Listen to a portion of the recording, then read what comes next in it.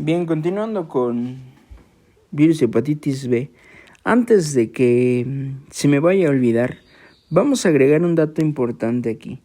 En el virus de hepatitis A,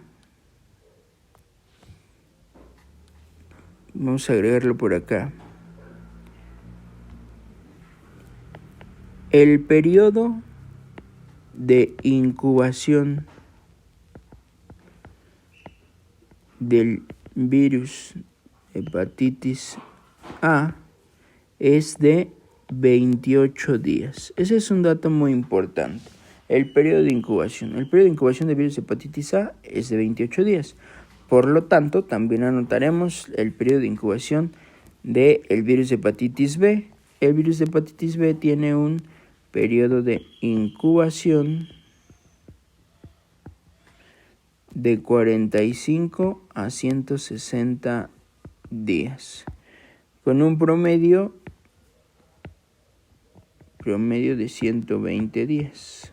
Imagínate, entonces son 3 por 4, 12, 4 meses aproximadamente de incubación. Entonces es importante, es una infección importante. Bien, el cuadro clínico del virus hepatitis B. Tenemos también pacientes asintomáticos. Sin embargo, sí tenemos signos cardinales como los anteriores que hemos visto, la coliuria, la colia o la hipocolia, la esplenomegalia, la ictericia propiamente.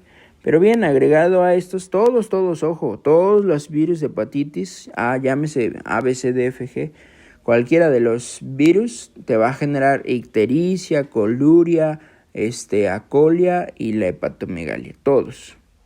Sin embargo, insisto, pueden presentarse como asintomáticos, empieza a ocasionar también fiebre, también podemos encontrar malestar general,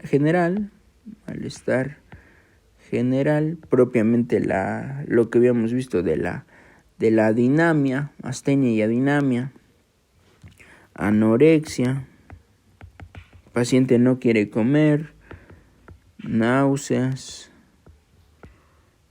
y vómito, sobre todo el contenido biliar, dolor abdominal,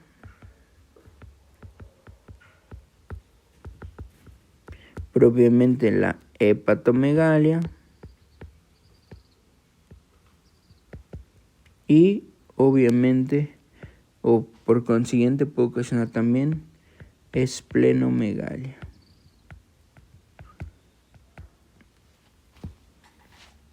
Bien, propiamente en los factores de riesgo tenemos lo mismo, ¿no?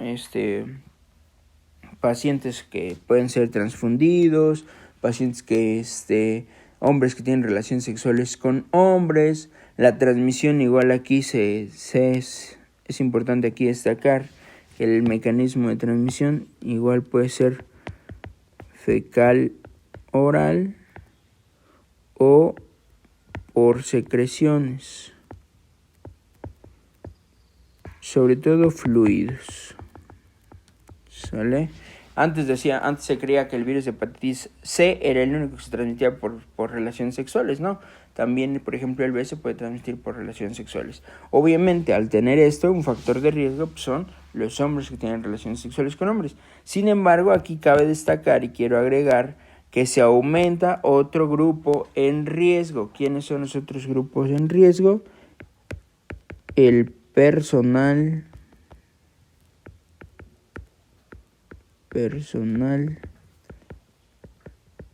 de salud. ¿Por qué? Porque nosotros ya empezamos a manejar agujas, empezamos a manejar jeringas, empezamos a manejar objetos punzocortantes o cortantes como un bisturí con pinzas propiamente. Entonces empezamos a manejar también el residuo biológico, la sangre, los tejidos, los fluidos. Por lo tanto, el personal de salud también se considera un factor de riesgo o un grupo vulnerable ante este tipo de virus. Bien, ¿cómo se hace el diagnóstico? El diagnóstico propiamente igual se puede hacer clínico. Vamos a ponerlo aquí.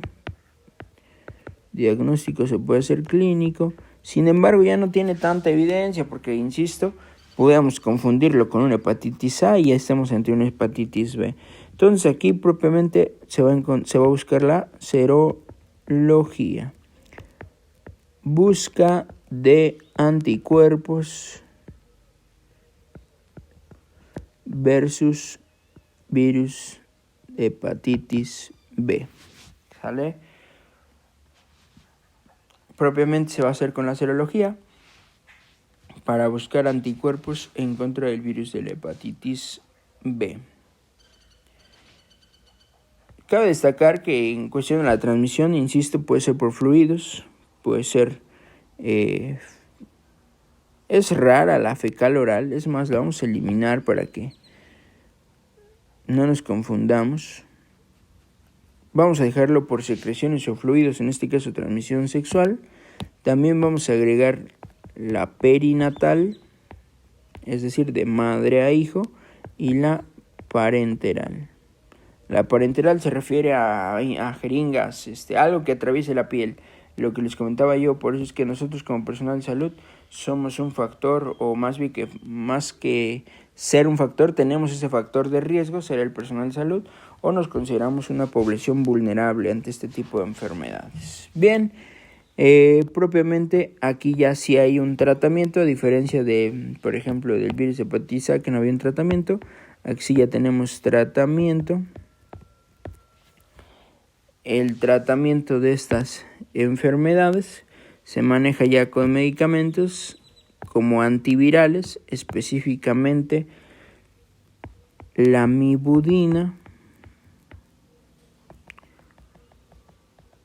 lamivudina, tenemos también dipivoxil,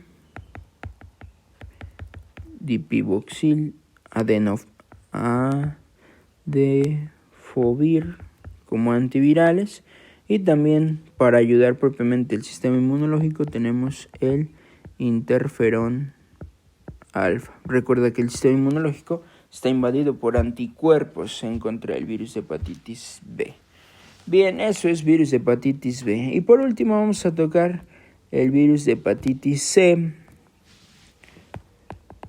Virus de la hepatitis C. Insisto, antes se decía que era el único, su único mecanismo de transmisión era virus de vía de transmisión sexual.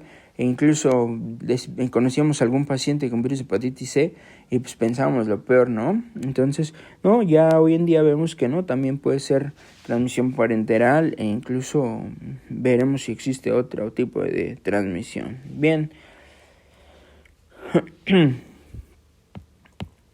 El agente causal del virus de la hepatitis A es igual un virus del ARN o del RNA de la familia de los Flaviviridae.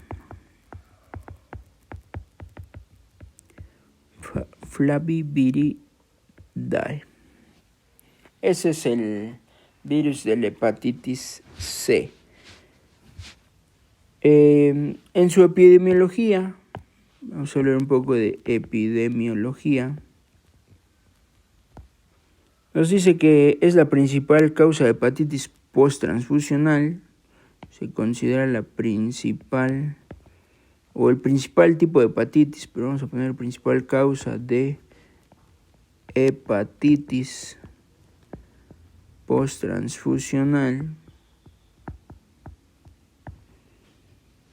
Tiene una prevalencia del 1.4% en la población y se habla de una incidencia de 19.300 casos nuevos por año. Entonces, un dato muy importante. Veremos por qué en la posttransfusional, ya que, como habíamos comentado en algún momento, pues el virus de hepatitis C, más bien, para ser un donante necesitas pues todo un protocolo de estudio. Entonces, ya veremos por qué se llega a pasar este tipo de situaciones de pacientes infectados con virus de hepatitis C, y sobre todo por el periodo de incubación, porque va hasta 6 meses. Entonces, pues obviamente en esos 6 meses puede ser que haya ido a donar, no se hayan desarrollado aún los anticuerpos y pues pudiera pasar por desapercibido. Sin embargo, la sangre lleva ese desarrollo de anticuerpos. Bien, factores de riesgo propiamente. Vamos a ver factores de riesgo. Dentro de los factores de riesgo tenemos drogadicción, tenemos transfusión sanguínea,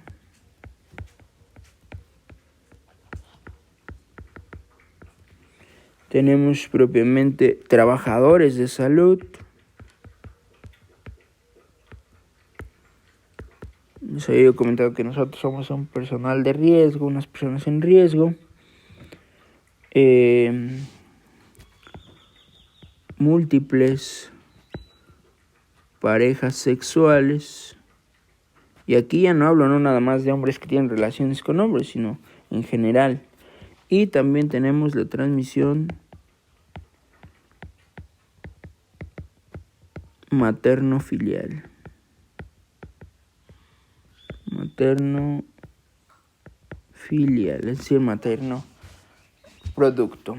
¿Cuál es el cuadro clínico de estos pacientes con virus de hepatitis C? Vamos a hablar del cuadro clínico. Aquí en general igual los signos cardinales, la ictericia, la colia, coluria y la hepatomegalia. Pero bien, en el cuadro clínico encontraremos ictericia.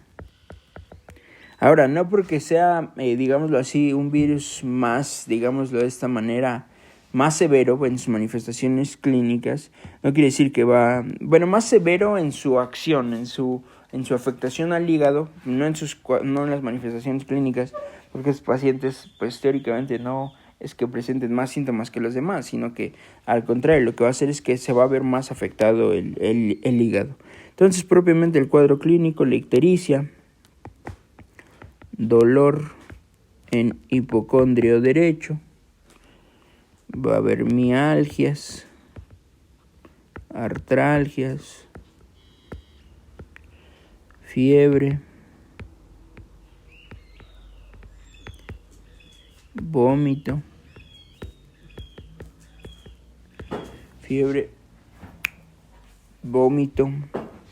Podemos encontrar propiamente la hepatomegalia, la esplenomegalia y propiamente hasta linfadenopatía.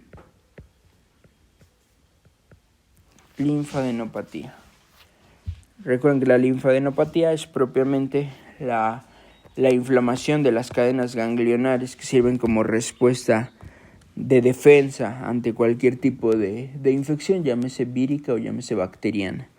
Bien, ¿cómo se hace el diagnóstico de estos pacientes? Bien, a diferencia de los demás que buscamos anticuerpos en sangre, propiamente también vamos a buscar el anticuerpo. Sin embargo, también aquí vamos a encontrar o a buscar propiamente los antígenos. El diagnóstico del paciente con virus de hepatitis C se hace a través de la prueba de ELISA. Ojo, no se confundan con la situación de que ELISA es única y exclusivamente para VIH. ELISA también se hace para buscar otro tipo de enfermedades víricas, en este caso virus de hepatitis C, sobre todo buscando los antígenos, ya no propiamente los anticuerpos, sino los antígenos. También se puede buscar anticuerpos, pero propiamente el estudio, digámoslo así, es estudio de ELISA. Sin embargo, también se puede utilizar aquí en este caso la biopsia hepática.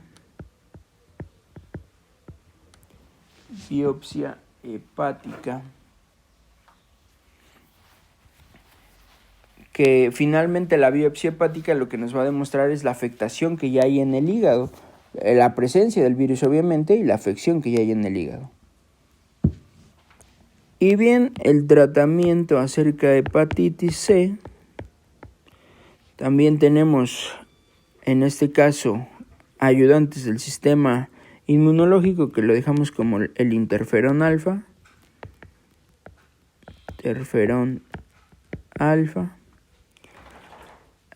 más el antiviral, o más bien, sí, el antiviral, que es la ribavirina.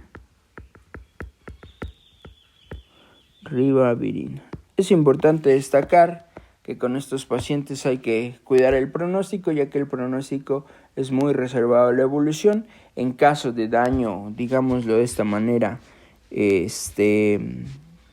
pues daño severo al hígado, pues se buscará o incluso hasta un tipo de trasplante, pero pues bueno, es muy difícil, es importante por eso tener muy vigilados este tipo de pacientes. Y bien, quiero destacar que teniendo estos tres tipos, digámoslo así, de virus, estudiándolos, podemos decir que los demás virus se relacionan con cada uno de estos. Por ejemplo, el virus tenemos virus de hepatitis A, B y C. Por lo tanto, el D, ABCD es igual al que el A, ABCDE es igual al que el B y el F es igual al que el C. ¿Cuál es la diferencia? Que solamente los virus mutaron.